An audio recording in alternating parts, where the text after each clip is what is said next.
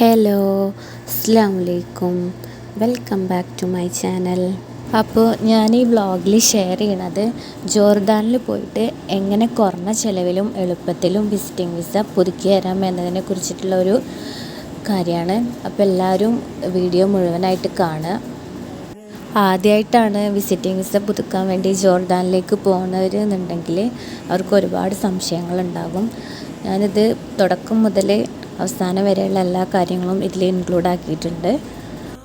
ഞാൻ ആദ്യത്തെ 2 പ്രാവശ്യം ഇവിടുന്ന് ഓൺലൈൻ വഴിയായിട്ടാണ് വിസിറ്റിംഗ് വിസ പുതുക്കിയത്.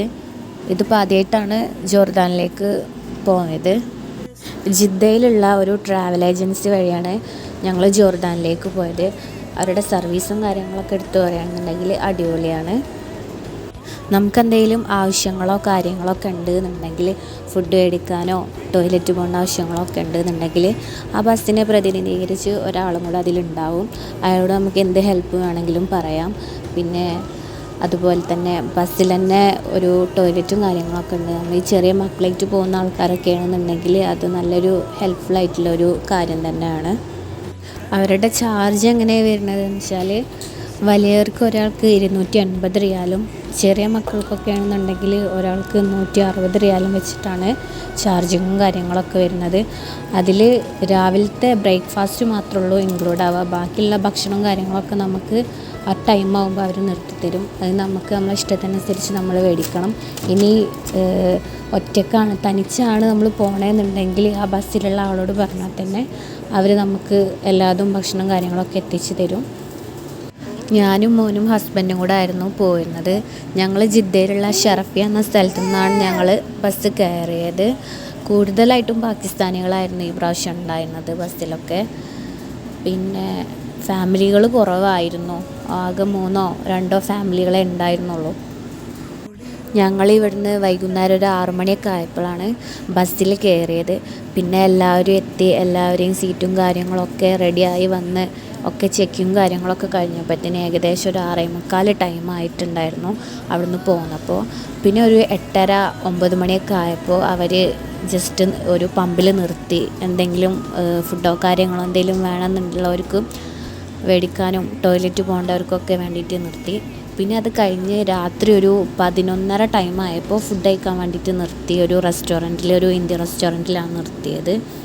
പിന്നെ അവിടുന്ന് ഭക്ഷണവും കാര്യങ്ങളൊക്കെ കഴിച്ച് തിരിച്ച് ബസ്സിൽ തന്നെ കയറി. പിന്നെ ആകെയുള്ളൊരു ബുദ്ധിമുട്ടെന്ന് പറഞ്ഞു കഴിഞ്ഞാൽ, ഒരുപാട് നേരം ബസ്സിൽ ഇരുന്നിട്ടുള്ള ആ ഒരു ക്ഷീണവും കാര്യങ്ങളൊക്കെ നമുക്കുണ്ടാവും. പ്രത്യേകിച്ച് ഈ ചെറിയ മക്കളായിട്ട് പോകുന്നവരൊക്കെ ഭയങ്കരമായിട്ട് ബുദ്ധിമുട്ടാൻ ചാൻസ് ഉണ്ട്. ചെറിയ 1-2 വയസ്സ് പ്രായത്തിലുള്ള മക്കളാണെന്നുണ്ടെങ്കിൽ കുറച്ച് ബുദ്ധിമുട്ടുണ്ടാവും. കാരണം അത്രയും നേരം അവിടെ ഇരിക്കുമ്പോൾ അവർക്കൊരു ബോറടിയും കാര്യങ്ങളൊക്കെ ഉണ്ടാകാനുള്ള ചാൻസ് ഉണ്ട്.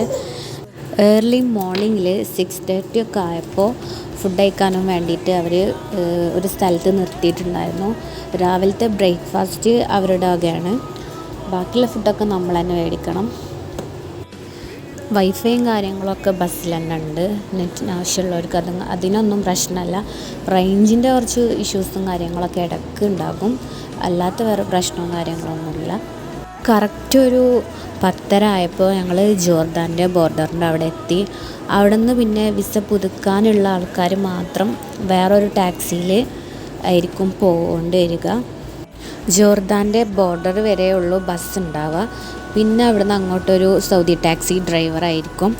നമ്മൾ ആ ടാക്സിയിൽ കയറിയിട്ടാണ് പിന്നെ ബാക്കിയുള്ള പ്രോസസ്സിങ്ങും കാര്യങ്ങളൊക്കെ ചെയ്യേണ്ടി വരുന്നത്. ടാക്സിയിൽ കയറി കഴിഞ്ഞാൽ നമ്മുടെ കയ്യിലുള്ള പാസ്പോർട്ട് ആ ഒരു ടാക്സി ഡ്രൈവറുടെ കയ്യിൽ നമ്മൾ ഏൽപ്പിക്കണം. പിന്നെ വിസൻ്റെ പേപ്പർ നിർബന്ധമല്ല, പക്ഷേ അത് കയ്യിലൊന്ന് വെക്കുന്നത് നല്ലതായിരിക്കും. പാസ്പോർട്ടാണ് ആവശ്യം വന്നിട്ടുള്ളത്. പാസ്പോർട്ടായിരുന്നു. ജോർദാൻ്റെ ബോർഡറിലുള്ള ഒരു ബീച്ചിലായിരുന്നു ബസ് നിർത്തിയിട്ടുണ്ടായിരുന്നത്. പിന്നെ അവിടുന്ന് അങ്ങോട്ടുള്ള പ്രോസസ്സിങ് കാര്യങ്ങളൊന്നും ഞാൻ വീഡിയോ എടുത്തിട്ടില്ല. അതൊന്നും അലൗഡ് അല്ല എന്നാണ് തോന്നുന്നത്. ആരും വീഡിയോ എടുക്കുന്നൊന്നും കണ്ടിട്ടില്ല.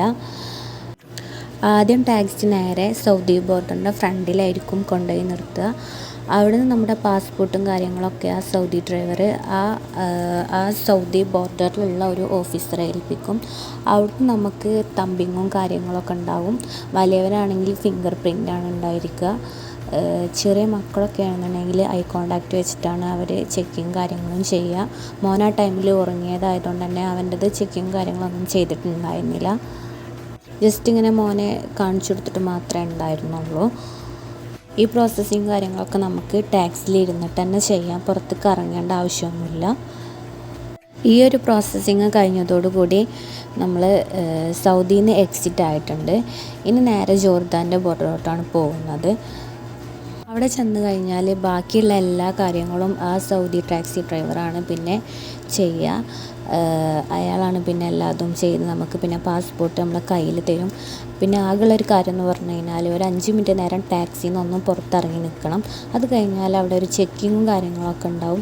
പ്രത്യേകമായിട്ട് നമ്മൾ ബാഗിൽ പാസ്പോർട്ട് കാര്യങ്ങൾ മാത്രമായിട്ട് നമ്മൾ കൊണ്ടുപോകാൻ ശ്രദ്ധിക്കുക. അതായത് ഈ ജോർദാൻ്റെ ബോർഡറിലോട്ട് എത്തിക്കഴിഞ്ഞാൽ വല്ല മെഡിസിനോ കാര്യങ്ങളോ ഉണ്ടെന്നുണ്ടെങ്കിൽ അത് കുറച്ച് ബുദ്ധിമുട്ടാണ്. കാരണം ഞങ്ങളെ ഒപ്പം ഉണ്ടായിരുന്ന ഒരു സ്ത്രീൻ്റെ കയ്യിൽ ഇതുപോലെ മെഡിസിൻസും കാര്യങ്ങളും ഉണ്ടായിരുന്നു. അത് അവർ ഓരോന്നെടുത്ത് നല്ലോണം ചെക്ക് ചെയ്തിട്ട് മാത്രമേ ഉള്ളൂ വിടുക. അതിന് ഒരുപാട് ടൈം അവിടെ ചിലവാക്കേണ്ടി വന്നിട്ടുണ്ടായിരുന്നു. അപ്പോൾ അത് ശ്രദ്ധിക്കുക. അത് കഴിഞ്ഞ് കഴിഞ്ഞാൽ പിന്നെ തിരിച്ച് നമ്മൾ പിന്നെയും സൗദിയിലോട്ട് തന്നെയാണ് വരുന്നത്. അവിടുത്തെ പ്രോസസ്സിംഗ് എന്ന് പറഞ്ഞു കഴിഞ്ഞാൽ ആദ്യം നമ്മൾ ചെയ്ത പോലെ തന്നെ ഈ ഫിംഗർ പ്രിൻറ്റും കാര്യങ്ങളൊക്കെ തന്നെയാണ്. അത്ര മാത്രമേ ഉള്ളൂ. പാസ്പോർട്ട് ആ ഡ്രൈവർ നമ്മുടെ കയ്യിൽ തന്നു കഴിഞ്ഞാൽ ആകെ ശ്രദ്ധിക്കേണ്ട ഒരു കാര്യം എന്ന് പറഞ്ഞു കഴിഞ്ഞാൽ അതിൽ സീലും കാര്യങ്ങളൊക്കെ ഉണ്ടോ എന്നുള്ളതൊന്ന് ശ്രദ്ധിച്ചാൽ മതി. പിന്നീട് മെസ്സേജും കാര്യങ്ങളൊക്കെ നമ്മുടെ മൊബൈലിലോട്ട് തന്നെ വരും. അത് കഴിഞ്ഞ് പിന്നെ ഞങ്ങൾ നേരെ ആ ബീച്ചിലോട്ട് തന്നെയാണ് വന്നത്. അവിടുന്ന് ഒരു 2 മണിക്കൂറാണ് നമുക്ക് അവിടെ സ്പെൻഡ് ചെയ്യാനുള്ള ടൈം. ആ ഒരു ടൈമിൽ നമ്മുടെ ബസ് ഡ്രൈവർക്ക് റെസ്റ്റ് ചെയ്യാനുള്ള ടൈമാണ്. ബസ് ഡ്രൈവർ ഉറങ്ങുന്ന ടൈമാണ്. ആ ഒരു ടൈമിൽ നമുക്ക് ഭക്ഷണം കഴിക്കാം, നിസ്കരിക്കുകയൊക്കെ ചെയ്യാം. പിന്നെ ഞങ്ങൾ വ്യാഴാഴ്ച ഇവിടുന്ന് പോയത് വ്യാഴാഴ്ച വൈകുന്നേരം 6 മണിക്ക് 6:45 ആ ടൈമിന് പോയിട്ട് ഫ്രൈഡേ ആണ് ഞങ്ങൾ എത്തിയത്. ഫ്രൈഡേ ആയതുകൊണ്ട് തന്നെ ജുമാൻ്റെ ആ ടൈമിലൊക്കെ ഭയങ്കര തിരക്കും കാര്യങ്ങളൊക്കെ ഉണ്ടായിരുന്നു. ഫുഡിനും കാര്യങ്ങളൊക്കെ ആണെന്നുണ്ടെങ്കിലൊക്കെ ഞങ്ങളൊരു 10:30 പോയിട്ടൊരു 12:30 ആയപ്പോഴാണ് എല്ലാ പ്രോസസ്സിങ്ങും കാര്യങ്ങളും കഴിഞ്ഞ് തിരിച്ച് ഞങ്ങൾ ബീച്ചിലോട്ട് വന്നത്. അതുകൊണ്ട് തന്നെ അധികം ടൈമൊന്നും അവിടെ സ്പെൻഡ് ചെയ്യാൻ കിട്ടിയിട്ടുണ്ടായിരുന്നില്ല. മക്കൾക്ക് കളിക്കാനുള്ള ചെറിയ ചെറിയ പാർക്കും കാര്യങ്ങളൊക്കെ അവിടെ തന്നെ ഉണ്ട്. പിന്നെ മെയിൻ ഹൈലൈറ്റ് ആ ഒരു ബീച്ച് തന്നെയാണ്. നമ്മൾ ജോർദാനിലോട്ട് വരുന്ന വഴിക്കാണെങ്കിലൊന്നും കൂടുതലായിട്ട് കാണാനൊന്നുമില്ല. മെയിനായിട്ടുള്ളത് കുറേ പാറകളും കുറേ പർവ്വതങ്ങളൊക്കെ തന്നെയാണുള്ളത്. ബീച്ചിൽ കുറച്ച് നേരമൊക്കെ കറങ്ങിയിട്ട് പിന്നെ നമ്മൾ നേരെ ഒരു 2:30 ആയപ്പോൾ ബസ്സിലോട്ട് തന്നെ തിരിച്ച് കയറി. എന്നിട്ട് നമ്മൾ രാത്രി ഒരു 8:30 ടൈമൊക്കെ ആയപ്പോൾ വീണ്ടും ഒരു പമ്പിലാണ് നിർത്തിയത്. അവിടെ റെസ്റ്റോറൻറ്റും കാര്യങ്ങളൊക്കെ ഉണ്ട്, മലയാളി റെസ്റ്റോറൻറ്റും ഒക്കെ ഉണ്ട്. നമുക്ക് വേണ്ട ഭക്ഷണങ്ങളും കാര്യങ്ങളൊക്കെ നമുക്ക് പോയി കഴിക്കാം. അതൊക്കെ കഴിഞ്ഞ് വീണ്ടും ബസ്സിലോട്ട് തന്നെയാണ് കയറിയത്. പിന്നെ നമ്മളിവിടെ ജിദ്ദയിലെത്തിയത് ശനിയാഴ്ച രാവിലെ 5:30 ആയപ്പോഴാണ് എത്തിയത്. റൂമിലോട്ട് എത്തിയപ്പോൾ ഏകദേശം ഒരു 6 മണിയൊക്കെ ആയിട്ടുണ്ടായിരുന്നു. അപ്പോൾ കുറഞ്ഞ ചിലവിലും എളുപ്പത്തിലും നിങ്ങൾക്ക് ആർക്കെങ്കിലും വിസ പുതുക്കാൻ ആഗ്രഹിക്കുന്നുണ്ട് എന്നുണ്ടെങ്കിൽ ഇവരെ കോണ്ടാക്ട് ചെയ്താൽ മതി. നമ്പറോ കാര്യങ്ങളോ എന്തെങ്കിലും ആവശ്യമുണ്ടെന്നുണ്ടെങ്കിൽ ഇൻബോക്സിൽ മെസ്സേജ് അയച്ചു കഴിഞ്ഞാൽ ഞാൻ നമ്പറും കാര്യങ്ങളൊക്കെ ഡീറ്റെയിൽ ആയിട്ട് തരാം.